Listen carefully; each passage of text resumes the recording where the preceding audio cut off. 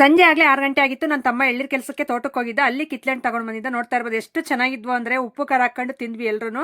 ಅದಾದ್ಮೇಲೆ ನಾನೀಗ ಗೋರಿಕಾಯಿ ಪಲ್ಯ ಮತ್ತೆ ಚಪಾತಿ ಮಾಡೋಣ ಅಂತ ಹೇಳ್ಬಿಟ್ಟು ಈರುಳ್ಳಿ ಎಲ್ಲ ಹಸಿಮೆಣಸಿನಕಾಯಿ ಕಟ್ ಮಾಡಿ ಇಟ್ಕೊಂಡಿದ್ದೆ. ಒಂದ್ ಬಾಣ್ಲಿಗೆ ಸ್ವಲ್ಪ ಎಣ್ಣೆ ಹಾಕೊಂಡು ಈರುಳ್ಳಿ, ಹಸಿಮೆಣಸಿನಕಾಯಿ, ಟೊಮೊಟೊ ಮತ್ತೆ ಕರಿಬೇವಿನ ಸೊಪ್ಪು ಇದೆಲ್ಲ ಫ್ರೈ ಮಾಡ್ಕೊಂತ ಇದೀನಿ. ಜೀರಿಗೆ, ಸಾಸಿವೆ ಎಲ್ಲ ಹಾಕಿದೀನಿ ಒಗ್ಗರಣೆಗೆ.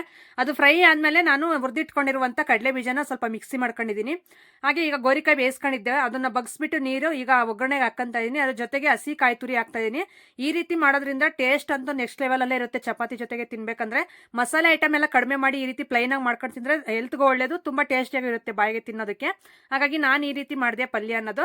ಹಾಗೆ ಮಧ್ಯಾಹ್ನನೇ ಕಲಸಿಟ್ಟಿದ್ದೆ ನಾನು ಚಪಾತಿ ಇಟ್ಟು, ಫುಲ್ ಸಾಫ್ಟ್ ಆಗಿತ್ತು. ಈಗ ಎಲ್ಲ ಒಸ್ಬಿಟ್ಟು ಚಪಾತಿ ಎಲ್ಲ ಸುಟ್ಟಿದ್ದಾಯ್ತು. ಇನ್ನೊಂದ್ ಚೂರು ಇತ್ತು, ಅದನ್ನೆಲ್ಲ ಸುಟ್ಬಿಟ್ಟು ನಾವು ಅಮ್ಮವ್ರು ಸ್ವಲ್ಪ ಕಳಿಸ್ದೆ. ಈಗ ನಾನು ನಮ್ಮ ಮನೆಯವರು ಊಟ ಮಾಡ್ತಾ ಇದೀವಿ. ಮಕ್ಳಾಗ್ಲೇ ಎಲ್ಲರೂ ಊಟ ಮಾಡಿದ್ರು, ಅವ್ರು ಟಿವಿ ನೋಡ್ತಾ ಇದ್ರು. ಹಾಗಾಗಿ ನಾನು ಸ್ವಲ್ಪ ಊಟ ಮಾಡೋಣ ಅಂತ ಕುತ್ಕೊಂಡೆ.